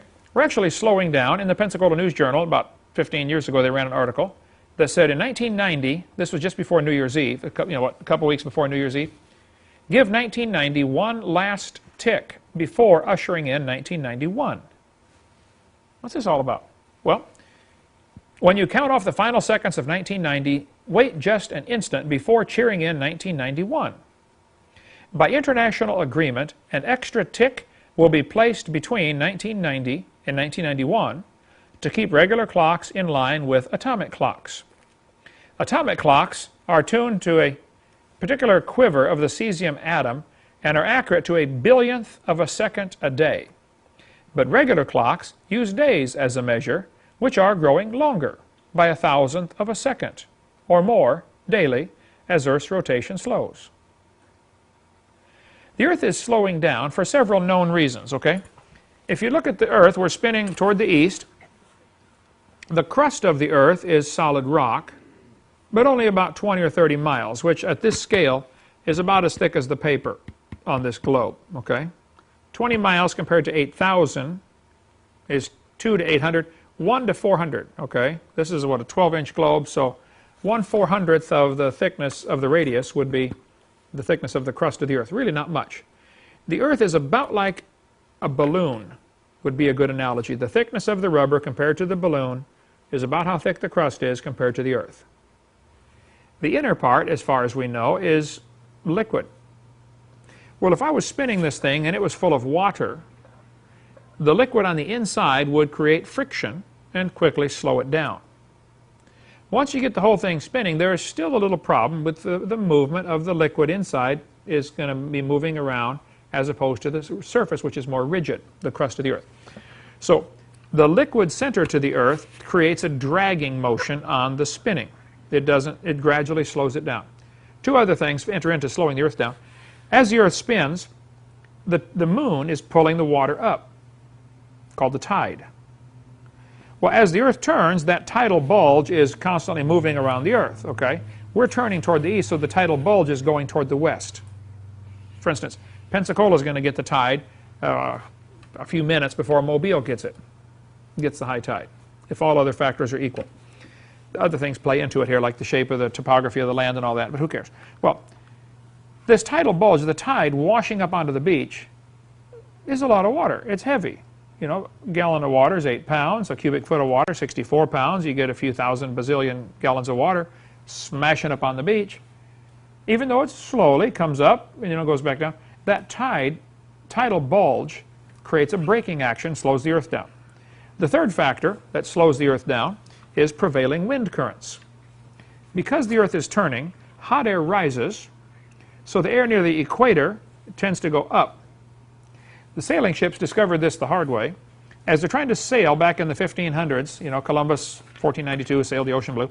As they tried to sail across the ocean, pretty soon they started to go across the equator. Let's go to South America. We'll see what they got down there. Let's steal their gold, you know. So as they started, when they got to the equator, the wind quit blowing. The wind is blowing just fine until all of a sudden they get to the equator and it just stopped. Sails went flat and they're stuck. It's called the doldrums. D-O-L doldrums, something like that. They hit this area and it's like, wow, what do we do now? Get out the oars. Let's row this, you know, 20 bazillion pound boat for the next 300 miles. It was a real problem until they discovered there are some currents they can ride to get across here. But in the days of sailing ships, it was a real problem. If you don't have wind, you're stuck. You've got a real problem on your hands. The reason was because the air is going straight up. The wind was blowing all right straight up, which doesn't do you any good. You can't use that for sails. At the North Pole, cold air sinks, so the cold air was dropping down. You open your freezer, you know, and the cold air rushes out to the floor. Hot air rises, expands, cold air sinks. So if there were no other factors involved, the hot air would rise off the equator, drift over to the poles, sink at the poles. The air would blow along the surface of the Earth toward the equator, rise up, make a great big loop. Problem is, it can't quite make it that far. So it's divided up into 3 loops called the Coriolis effect. We'll get into more of that later. But this wind is generally in Pensacola, the wind blows the same direction. You can watch the weatherman, you know, he says, oh, here comes the storms, you know, and typical based on the season, the rain or the wind is always coming from the northwest, or other seasons it's always coming from the southeast, you know. But these prevailing wind currents they slow the Earth down just a little tiny bit. Not much, but it's like the wind blowing on your car. You get up to a certain speed, it's 50, 60, 70, 80, 90 miles an hour, the wind starts to become a factor, and you start to lose gas mileage because there's so much wind friction to overcome. Well, the wind on the mountains isn't anything like that, but it's enough to slow the Earth down. So the 3 factors are the internal liquid core, the tide, and the prevailing wind currents. All of those act as a brake to slow the Earth down. That's been known for a long time, and it's been known that the Earth is slowing down. It would have to be slowing down, which raises a couple of questions. How fast can it keep this up? How long can it keep this up, I mean? At what point will it slow down to a dead stop? Oh, with a ball this big and this heavy, I mean, Earth weighs like 6 sextillion tons. It's going to take a long time to slow it down, to stop it. But obviously, quite obviously, it used to be going faster. Well, if the Earth was going faster, you start to create a problem. Here's Astronomy Magazine, June of '92. They said Earth's rotation is slowing down. To compensate for this lagging motion, June will be 1 second longer than normal. This leap second, announced by the International Earth Rotation Service in February, will keep calendar time in close alignment with international time. Because of the slowing Earth, eventually a day is no longer 24 hours. Now it's slightly longer because the Earth is going slower. They've had leap seconds since 1973. Usually, they used to do it every year, 73, 74, 75, 76, 77, 78, 79, 80, and then they started going half a year, 6 months. Or no, a year and a half. Sometimes it's, July, and then January. About every year to year and a half, somewhere in there, we have to add a second to the clock. People say, who cares? Well, if the Earth's only 6,000 years old, that really is not a big deal. Adam's day was probably just a little bit shorter, actually, because the Earth was spinning just a little bit faster. Adam wouldn't notice. He didn't have a watch, as far as we know. So you people that like to sleep in, hey, rejoice. Your day's probably a second or two longer than Adam's was. You probably got more time to sleep. Okay. Big deal. But if you want to go back millions of years, you're going to really create a problem in a hurry. Millions of years ago, the Earth would have been going real fast. These are those loops I was telling you about, the prevailing wind current. It's called the Coriolis effect. Because the hot air rises, cold air sinks, and because the Earth turns, the loops, instead of just going straight toward the equator, they kind of go at an angle.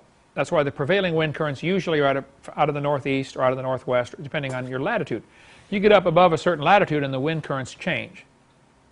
There's another place where the air is dropping straight down. So the sailboats have a hard time going through there because the wind is coming down instead of out.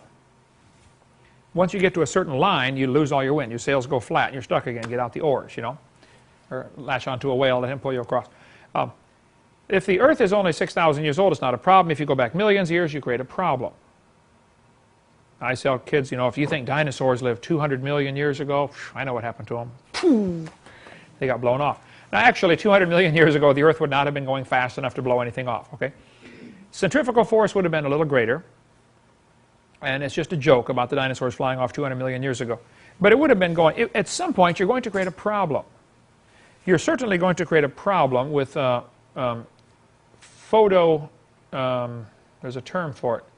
The length of days that plants have to have, they have to have a certain number of daylight hours in order to flower, okay? And trees lose their leaves not based on temperature, but based on the length of the day. I mean, as soon as the day gets too short, they start dropping their color out of their leaves. And I was just up north and saw all the beautiful colors up there, How many have seen the leaves change colors, We got to see that this last week. Down in Florida, you don't get much of that, okay? But this phenomena would have been greatly affected if the Earth were going faster.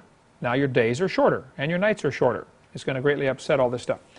Another indicator that shows the Earth is not billions of years old. What I do in my seminar, and we're going to cover these here, I go through different ways to show the Earth is not billions of years old. I take a whole bunch of things from Earth, a bunch of things from space, and a bunch of things from biology, living systems. That's how I've divided up my young Earth proofs, okay, into 3 general categories: Earth science categories, space science categories, and biological categories. And a 4th one, I guess I have, historical categories. The evidences that I used are divided into those four categories. The Sahara Desert, and actually Sahara means desert. So to call it Sahara Desert is being redundant. You're saying the desert.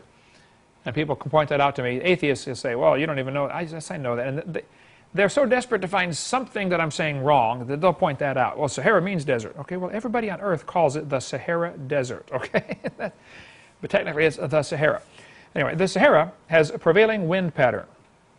The wind generally blows from the east across the desert to the west, which causes a phenomena over here in Pensacola, Florida, called what? Hurricanes. That's exactly correct. That's where they start, right there. The process of deserts having a prevailing wind pattern is pretty common, and it results in the desert growing. The hot air comes off the desert, kills the trees next door. That area becomes desert. The process is called desertification. Once an area becomes desert, it is basically, unless really special things happen, it is unreclaimable. The soil becomes sterilized. You can take all the plants you want out to the Sahara Desert, stick them in there, and water them like crazy, and they will still die. There is no nourishment left in the soil. It's gone. It's leached out, bleached out, dried out, whatever happened to it, it's gone. So once an area becomes desert, it is really tough to reclaim it. It can be done, but it's very, very tough.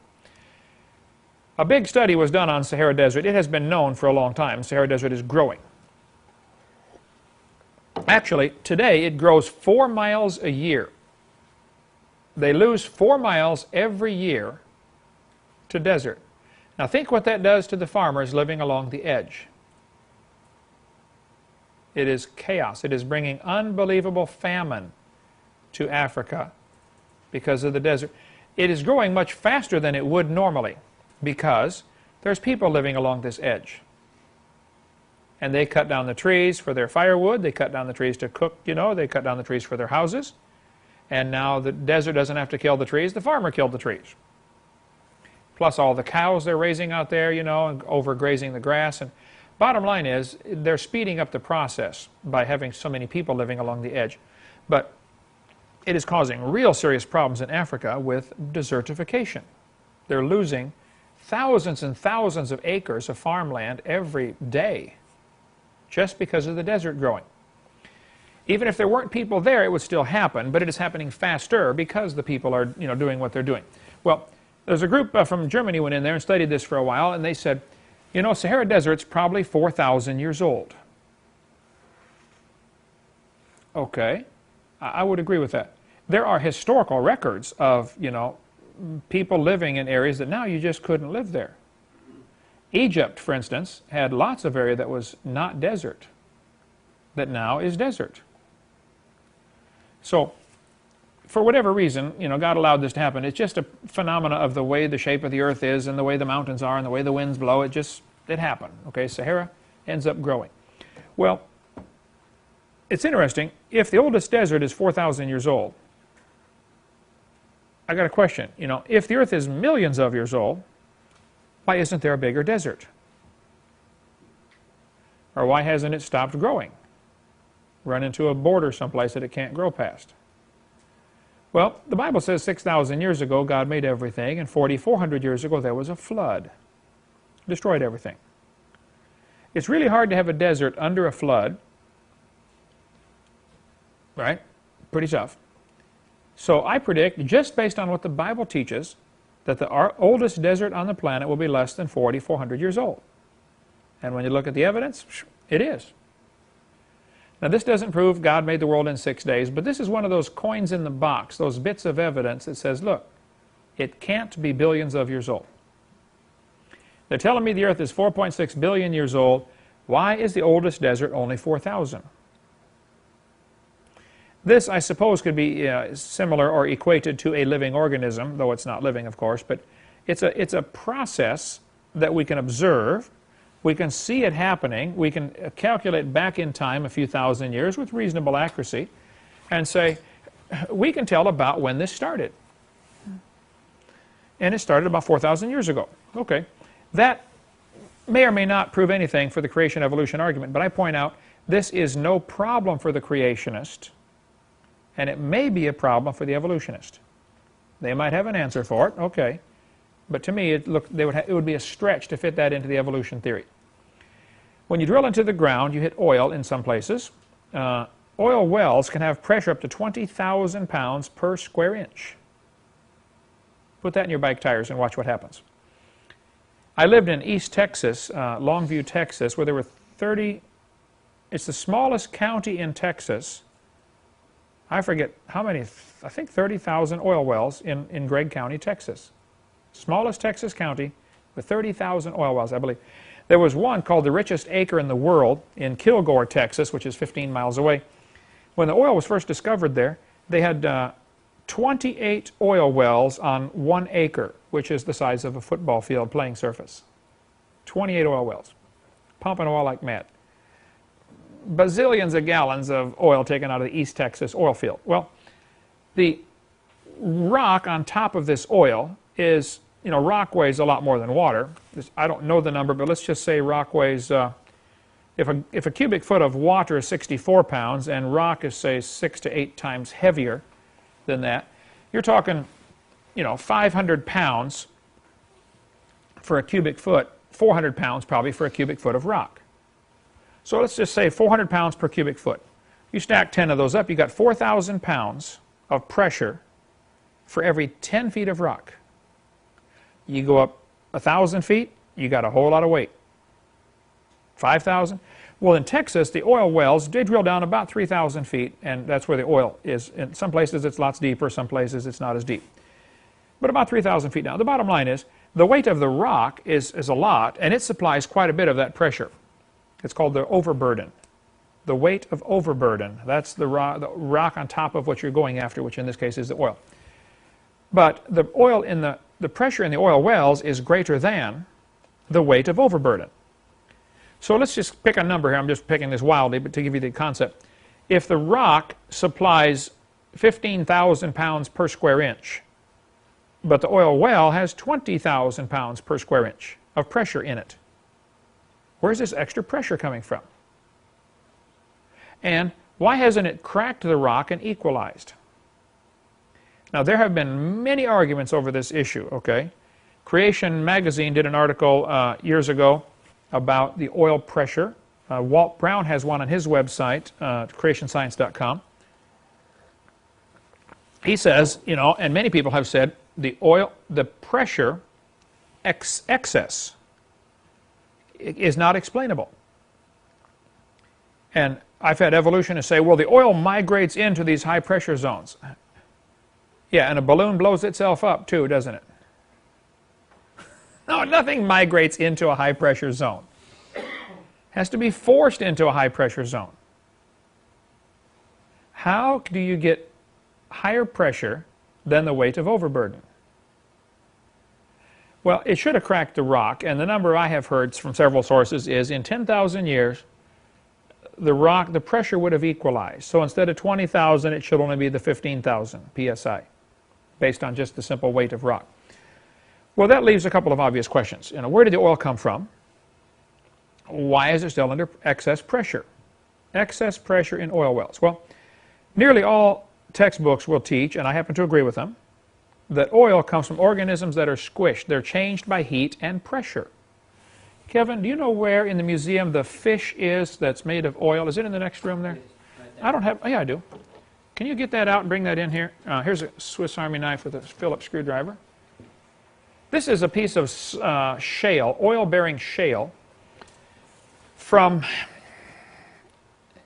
I don't remember where I think it was Wyoming. I had a label with it at one time in the museum, and things get moved around and lost. But this is very interesting. You can see as clear as the nose on your face, the oil in this rock is a result of fish that are being squeezed. You know, you can cook a fish and get the oil out of it. You can squeeze a fish and get the oil out of it. You can get oil out of a lot of living things, okay? Hitler got oil out of the Jews, you know, to use for his tanks. He got, you know, baked their bodies to get the oil out of them. But this fish we have in here, which Kevin's going to get, I should have thought of that before class. Yeah, here we go.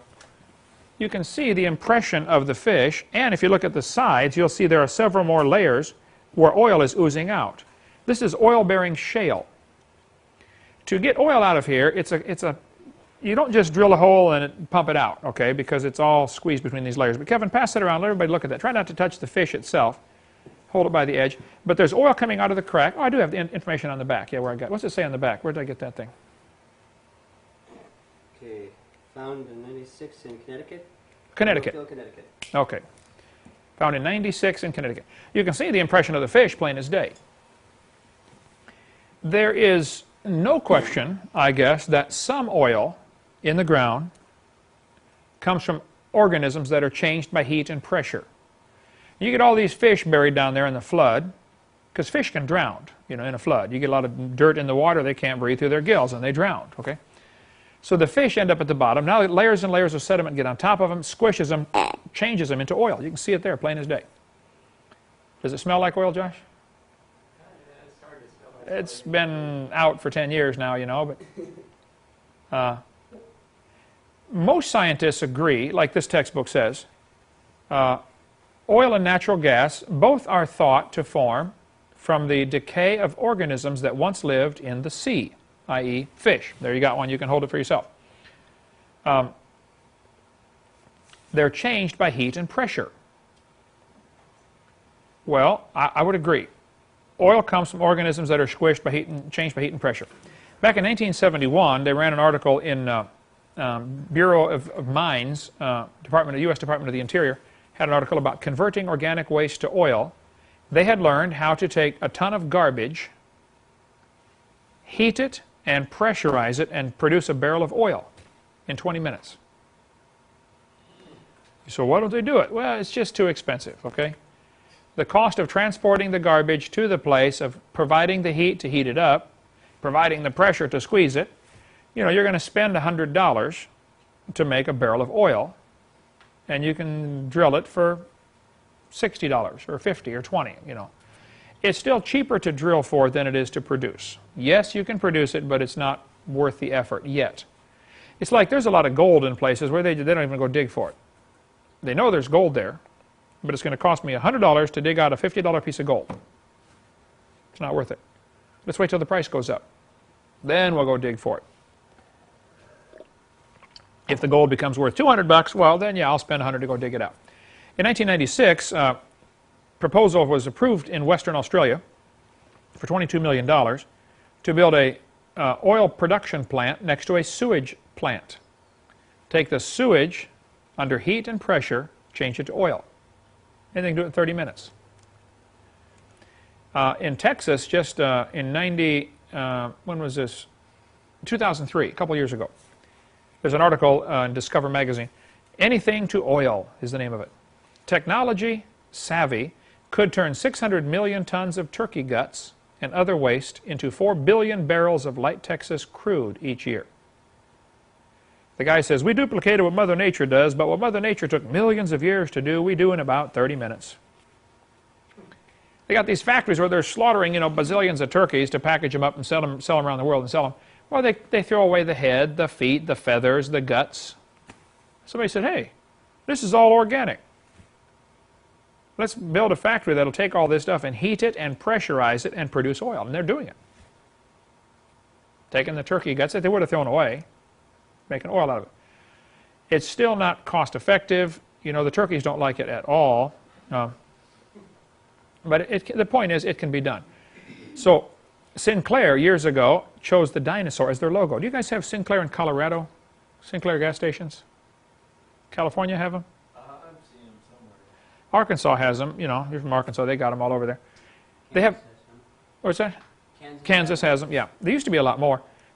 They used to have big fiberglass dinosaurs. Sinclair, I used to love stopping at Sinclair because they had a little small one. You could climb on it while your dad gets gas. You go climb on the dinosaur, you know. Make a note for me to add the picture of me standing by the Sinclair dinosaur to Seminar 1A, Diane, if you would, because I got a picture of me standing by one.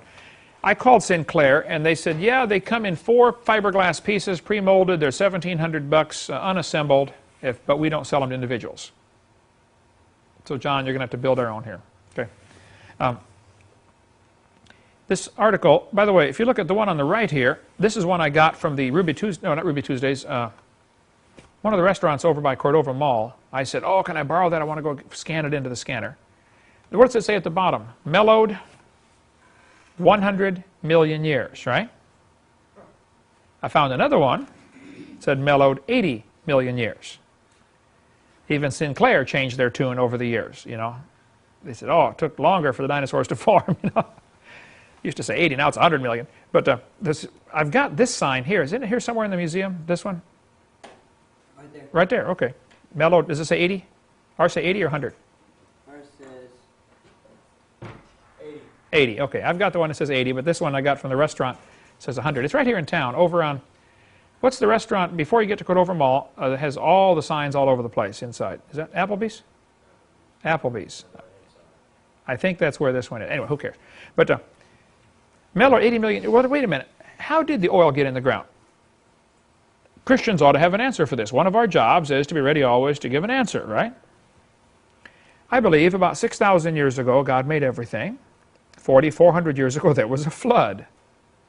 In that flood, lots of critters drowned. And people. We have fossils galore in here of all kinds of things that are buried in rock. That's obviously sedimentary rock laid down by water. So during the flood, you got all kinds of things drowning, including all the people except 8 on Noah's Ark. I would be wildly picking a number to say probably 1 billion people drowned in that flood.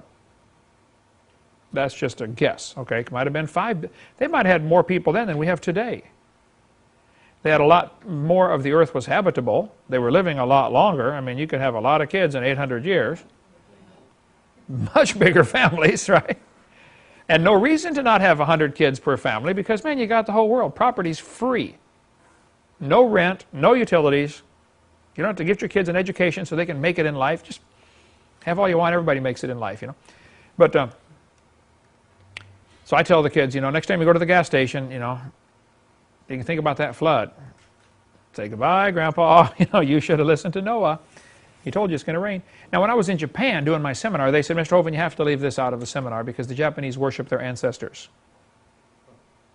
You don't ever say anything bad about ancestors, and they're going to get really offended by that picture right there, goodbye, Grandpa. You know, they wouldn't ever think, oh, Grandpa's being pumped into my gas tank.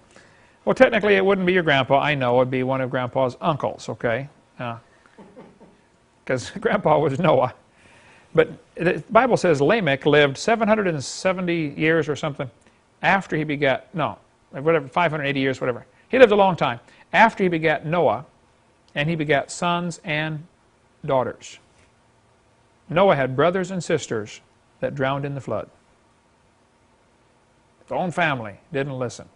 Maybe you got the same problem, you know, your own family doesn't listen. Most people have somebody in their family that just won't, I got a brother and a sister, just don't want to listen. Yet. We'll get them someday. One more way to prove the earth is young, and we better quit here. In Denver, Colorado, they have, just outside of Denver, what they call the National Ice Core Laboratory. It's in the Federal Center on a military base in the Federal Center in Denver, Colorado. I was preaching there in Denver. I've been there a bunch of times, but I went there once, and one of the guys that was a Christian at this church I was going to go to, he worked at the Federal Center. And he had been talking to two of the scientists who worked in this freezer. That freezer is probably about the size of this building, Building 5. Okay, it's good size, just the freezer part, which is in the middle of a huge, huge warehouse. He said, Mr. Hovind, when you come, I would like you to go with these guys who work at these scientists who work in the freezer at the Federal Center, because they go to Greenland and to the South Pole, and they drill holes through the ice, and they store the ice core in this freezer. And I've been trying to witness to them, and they are convinced the earth is not 6,000 years old. They can prove it's more than that. And I don't know what to say to them. Would you go talk to them? I said, sure. So I went with those guys to the United States Geological Survey, USGS, freezer in outside of Denver, Colorado, at the Federal Center. And these guys took me in. They gave me this big hat and big coat and big pants and big boots. I mean, it's 36 below zero in this freezer. Okay, I'm from Florida, right? I got thin blood. I was freezing. Even with all that stuff on, I was still freezing in just a matter of a minute, you know, just frozen to the core. But we went in this freezer, and these guys said, now, Mr. Hovind, we go to Greenland, and we drill holes through the ice. And we go to the South Pole and drill holes through the ice. We have a coring machine. There's the coring machine. It's kind of like a tube that as they drill it down, it cuts a hole in the ice, and it, like coring an apple core, okay? At the end of the tube, there are little teeth. As soon as you start to pull backwards, these teeth come out and catch the ice core and snap it off. So it's like they're drilling around, and whenever they pull backwards, it grips the bottom and snaps off, about 6 feet at a time. They drill down 6 feet, lift it up, snap off a 6-foot section. Got to drag the whole thing up out of the hole, take all the pipe apart, every way, all the way up. It takes months and months and months to get an ice core, okay? Because they can only go 6 feet at a time. So they pull this ice core out and slide it in a styrofoam tube and cap it off and save it in this freezer. They got a number of them. This is ice core number 813, you know, from so many feet down. They drill with this coring machine down into the ice. Lakewood is a suburb. That's it. I couldn't think of it. This article in the newspaper said, Lakewood, Colorado, Associated Press. 10 ice core samples yanked from a remote Antarctic glacier are resting in a giant freezer here, waiting to be tested. Well, these guys took me in the freezer and showed me these ice cores. They pulled one out of the styrofoam tube, laid it on this special table they've got so it doesn't get, you know, contaminated. Everything's freezing in there. When you go back to Colorado, see if you can go to Denver and go to the Ice Core Federal Center. It's military base, might be tough to get in, but smile at them, they'll let you in. They showed me these rings on here. Now, what I did for this picture, I put dark black lines with PowerPoint on here because it was so hard to see, okay? But here's one without the dark. They are black lines because it's clear ice. You can see all these probably 200 rings just in this short section here. You figure this ice core is about 5 inches, maybe 4 or 5 inches. And so this is, I'm just picking a number, guessing it's probably a 7-foot piece represented here. All right? In 7 feet, you got several hundred layers, or maybe 100 layers, okay? So they got this thing laying on the table, and they said, Mr. Hovind, do you see the rings on here, just like tree rings? I said, yep, I see them. They said, now, see this dark ring right here? This is clear because there's no air bubbles in it. And it's clear because this had a chance to melt.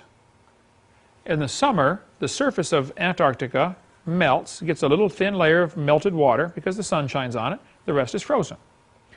Well, when ice melts, the air bubbles leave. When water freezes, it expands 12% and it traps little air bubbles in there. As the ice snowflakes form, 6-sided snowflakes, they trap this little air bubbles in there. But when it melts back to water, it loses that 12% of volume. So when you freeze ice, and when you freeze water, it turns to ice and it floats, which is a good thing, otherwise all the fish would die. Another long story, because ice goes to the top instead of the bottom of the pond. Well, they said, now, Mr. Hovind, in the winter, the snow does not get a chance to melt. It just gets packed tighter and tighter as more snow falls. It gets packed and packed and packed. And, of course, next year you get 10 more feet of snow or whatever. And they said these rings that we're looking at represent annual rings. And they called them annual rings. So did the newspaper here. Newspaper article. In Greenland and Antarctica, where the weather is consistently dry and very cold, the glaciers are miles thick, but the annual rings are very thin. The deepest cores can measure over 10,000 feet. Cores from Greenland drilled since 1990 show the northern climate was erratic 135,000 years ago. And they said, Mr. Hovind, you're telling everybody, because we got this buddy working with us who goes to your seminars and thinks you're right, you're telling everybody the Earth is 6,000 years old. We are scientists. Okay. We drill through the ice, and you can lay them out on the table. We can count them for you. There's 135,000 annual rings. How can you tell people the Earth is 6,000 years old? Well, guys, you are assuming they are annual rings, aren't you? There were some airplanes in World War II. Brand new airplanes took off for Europe to go fight in, to land in England, and they got caught in a storm and had to turn back. They were supposed to go to England. They got caught near Iceland in a big storm, couldn't get through, had to turn back. They were running out of gas. 5 airplanes. So they called, radioed back to base, says, guys, we got a problem. We're not going to make it. We're out of gas. We got a ditch. Got to drop the planes. They flew around, looked for a flat spot. First guy came in, flipped over. The ice was pretty rough. Okay. Told the rest of them, he said, don't put your wheels down. Come in, belly land. Flat, flop this thing on the ice. So the other 4, he would survive flipping the plane over, but wrecked the plane pretty bad. And they all landed safely. They had to stay there for like, I don't know, 2 weeks until people come in with dog sleds and get them. In the middle of no place, Greenland. My daughter and I flew over Greenland, coming back from Ireland when I was preaching over there. There was a storm in the Atlantic. We had to fly way up north over Greenland. For an hour, we're looking out the window at all these glaciers. I mean, thousands and thousands of glaciers. Got to be the biggest, snow cone I have ever seen. But useless real estate. Anyway, these airplanes landed. In 1990, there was a guy from Kentucky who loved World War II airplanes. He got the brilliant idea, hey, there are 5 brand new airplanes sitting on the ice in Greenland. Nobody ever went and got them. So he went to go get them. Sent a crew up there, spared no expense. They had to find the airplanes using ground-penetrating radar because it snowed since then, okay? In 48 years, it snowed a couple times, a bunch of times. They found the airplanes were 263 feet down, located by the ground-penetrating radar. They had moved like 3 miles from where they landed because of the glacier ice moving, And they were under 263 feet of ice. And when they drilled, they melted a hole down to get to one of them. They picked a P-38 that, based on the pilot's stories, which one's in the best shape when we left it? They said, well, we're going to go after that one because it's going to be the least repair. Well, it didn't work. They had to replace 80% of the parts. Would have been much cheaper to build a totally new airplane from scratch. Okay, they spent like $5 million restoring this airplane, which they could have built for $1 million probably. Anyway, they went down, found the airplane, crushed by the weight of the ice. Okay, all kinds of, every panel was bent or broken. They straightened out what they could, but basically had to replace it all. But they took it apart, brought the pieces up. It's a P-38. The Germans called it the fork-tailed devil. They were scared stiff of that airplane because it was a really good fighter plane. Had machine guns mounted on the top. I don't know if you can see them there on the top of each of those. The pilot's in the middle. He's got these machine guns going down each side. Who cares?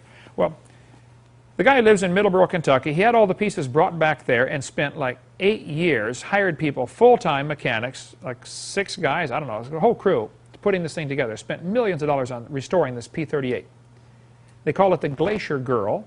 It is still flying today in air shows. I was in Wisconsin a couple weeks ago. It was there. I was 10 miles away, but I was preaching, didn't have time to go see it. I've seen it before. I went to Middleborough to meet the guy. Okay, in the ground, 48 years. 263 feet down. You do the math. That's 5.5 feet of ice every year accumulates on top of these planes. 10,000-foot hole, the deepest they drilled, is 1,800 years worth of ice, not 135,000. The guys told me they could lay the ice core out and prove the Earth is 135,000 years old. Well, that's assuming that they're annual rings.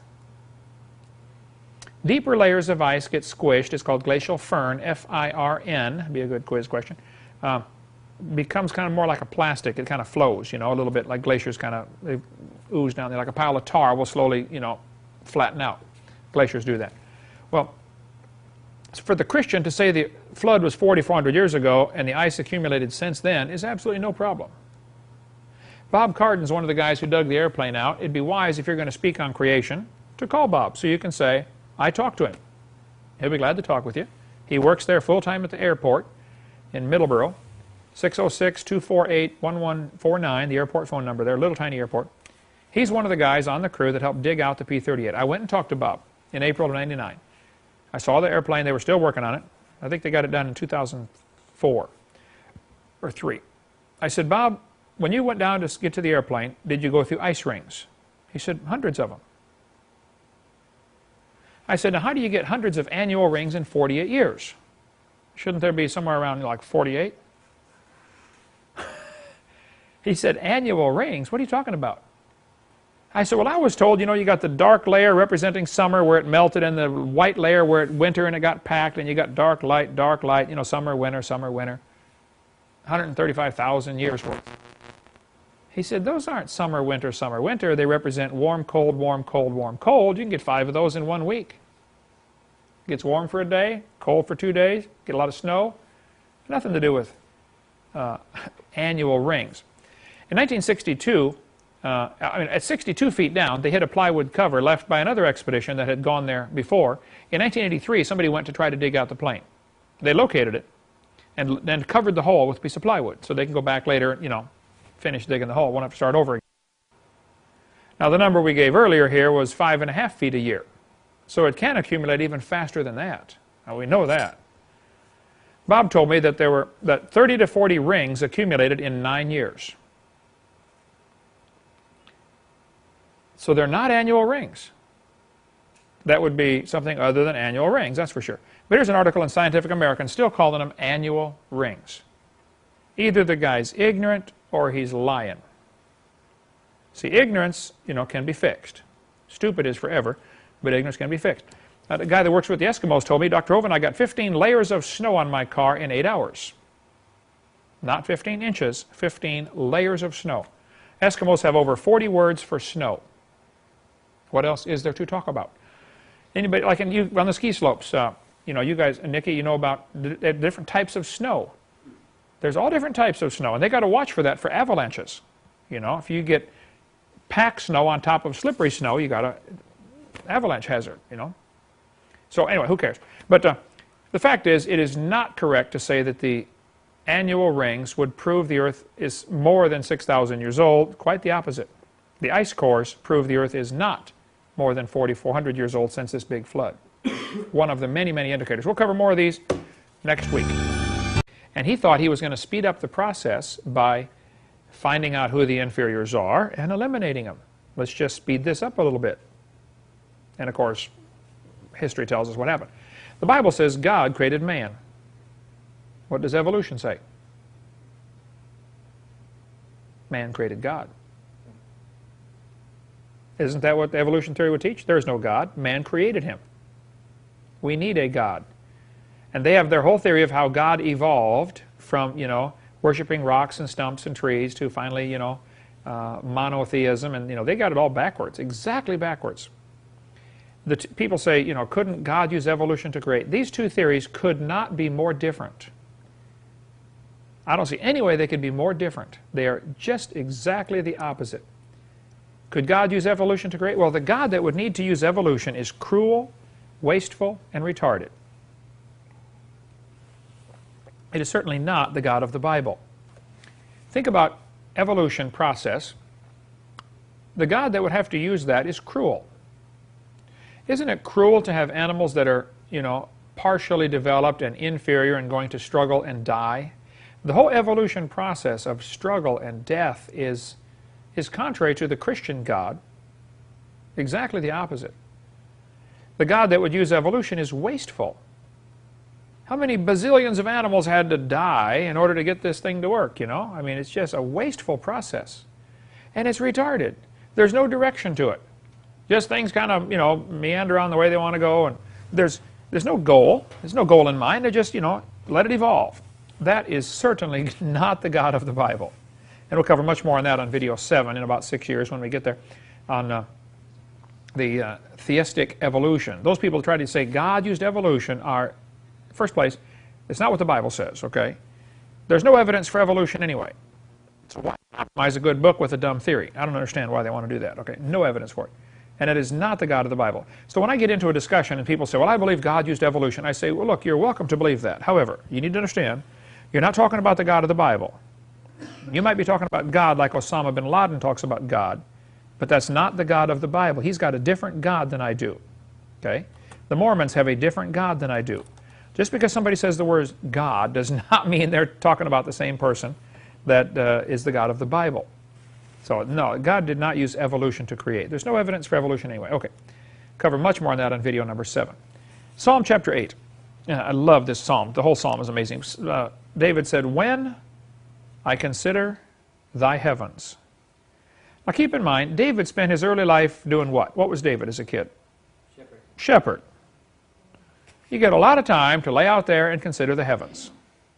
I mean, lots of time. You figure, you go to bed, you go to sleep probably, 10 o'clock or so, 11 o'clock or whatever. And, well, it gets dark way before that. So you get all the sheep in the pasture, you lay down to block the gate, so the wolf doesn't come in and the sheep don't go out. And now you got 4 or 5 hours to sit there and practice your harp or whatever you're going to do, or you can't read a book unless you got a candle, and you consider the heavens. If anybody knew how to consider the heavens, it'd be David. This is something we have lost in our culture. We are so busy being entertained by all of our electronic gizmos, radio, TV, computers, etc. We have lost this, taking time to consider the heavens. I remember as a kid, it was so fun just to go lay in the yard and watch the clouds float by. Or go out at night and just watch the stars. We camped out in the mountains once in Colorado. My uncle Kurt took us all up there, and we got the tents out there in the middle of the mountains, no place, Colorado, real high elevation. And I woke up at 3 in the morning for whatever reason, and we just went out and laid on the picnic table at the campground. Here we are, 50 miles from any city. Has you ever been in a situation like that where it's just stars like you can't believe how many stars there are? We saw 100 shooting stars per hour. About, it was 300 shooting stars we saw in 1 hour laying out there, my brother and I. It was just incredible. All of us, I don't know if it was, I was probably 12 at the time, so I don't remember what month it was. There are 2 times a year when the Earth goes through a band of broken up fragments where you get meteor showers. It's September and August and September, I believe, or twice we go through this band, so it might have been then, I don't know.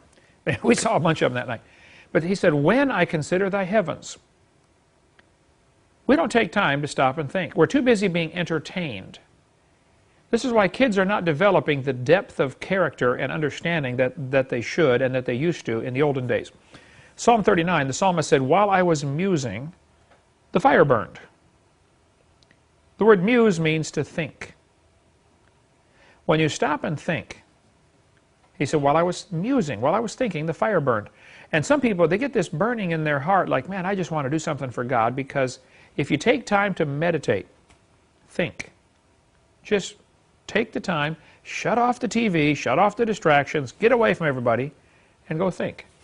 The Jews, as they march up to Jerusalem once a year or twice a year, all the males of the city would be marching together up there to the city, and they would sing the Psalms.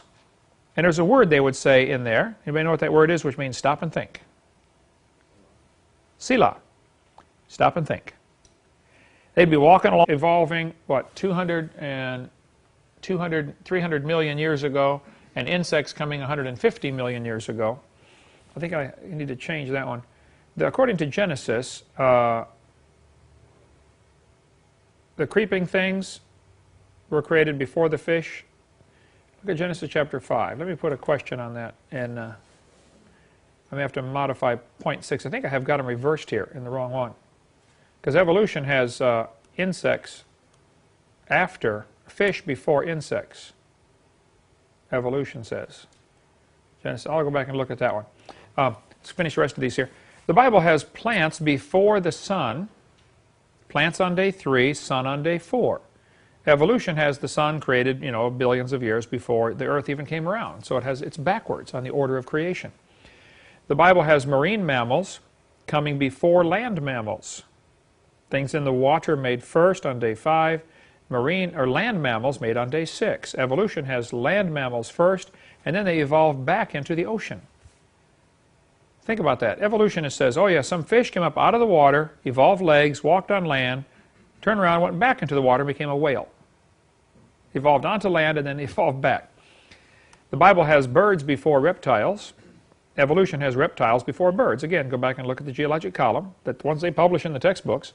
You'll see that's exactly what they do teach. It is backwards to the Bible. The Bible says the atmosphere was between 2 layers of water, and evolution says the atmosphere is above the water. The Bible says, these are the 2 most important ones, these last 2. If you don't get anything else, get these. The Bible says man brought death into the world. What does evolution say? Death brought man into the world. How did we get here? Oh, billions of things died before they slowly evolved into man. This is probably the most critical and most dangerous difference between the 2 religions. Creation and evolution are both religious worldviews. But the death brought man into the world.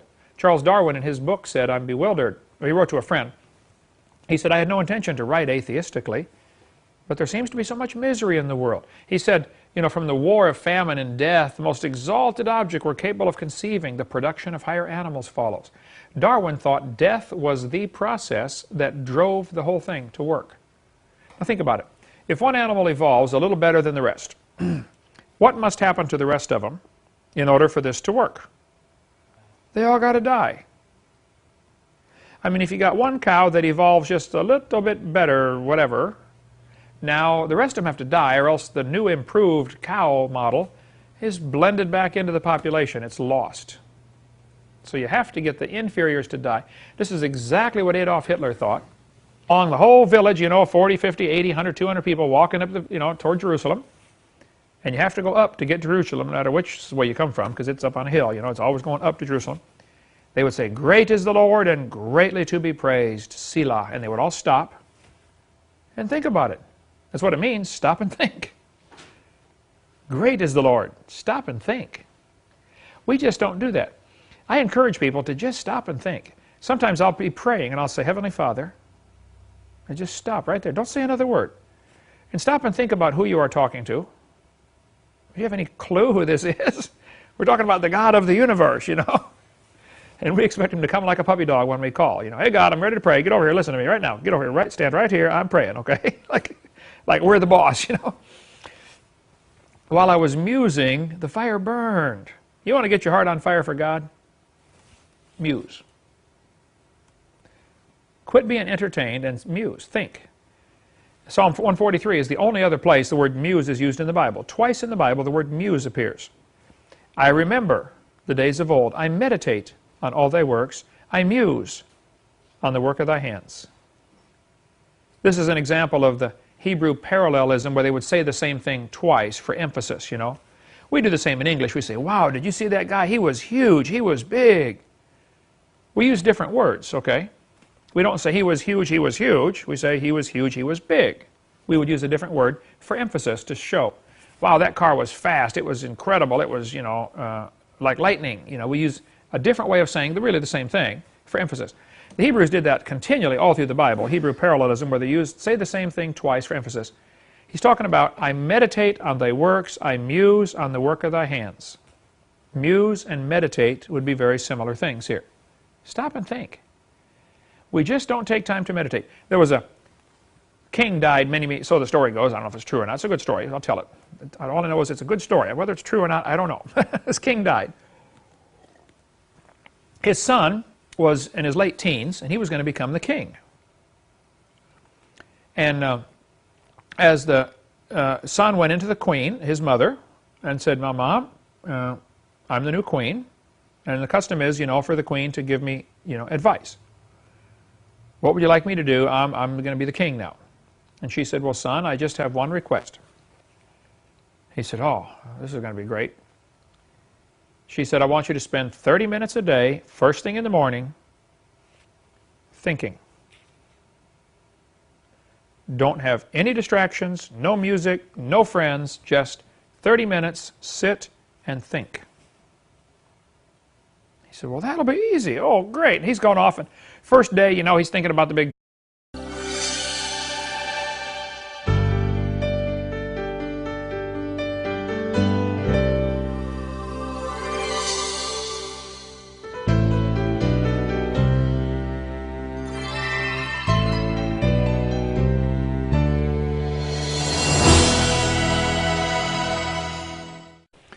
Well, welcome to our class number 7.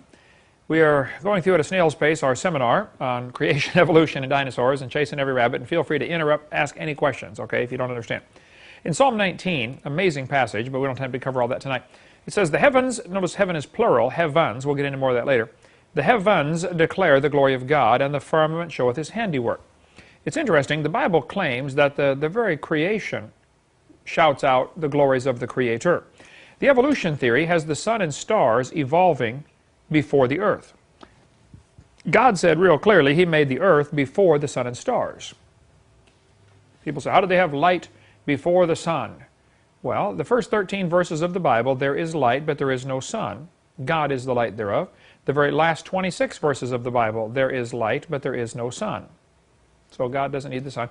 Probably God did it that way. I don't know why. He can do what he wants, but probably because many cultures worship the sun, and God in his wisdom knew, they're going to worship this thing, and I want them to know I'm in charge, not the sun in charge. You got to have the sun, you got to have air, you got to have water, but you don't have to worship it, okay? If you study the evolution theory compared to the Bible, absolutely every single thing is backwards. Everything is backwards. The Bible has the earth before the sun, evolution has the sun before the earth. Opposite. The Bible has oceans made before the land. Remember the Bible says God created the earth and the Spirit of God moved upon the face of the waters? Evolution has land before oceans. They say it was a hot molten mass and it had to cool off for billions of years or hundreds of millions of years before it cooled enough for water vapor to condense. Exact opposite. The Bible says he made light before the sun. Evolution says the sun came before the light. The Bible says land plants were created first. And evolution says marine life came first. Life developed in the oceans before any land plants. The Bible says fruit trees came before the fish were created. And evolution says no, fish came before fruit trees. If you look at any geologic column in any textbook, you'll see this is exactly correct. Evolution theory is backwards on everything. The Bible says he made fish before insects. Evolution says he made insects evolve before fish. Here's a geologic column.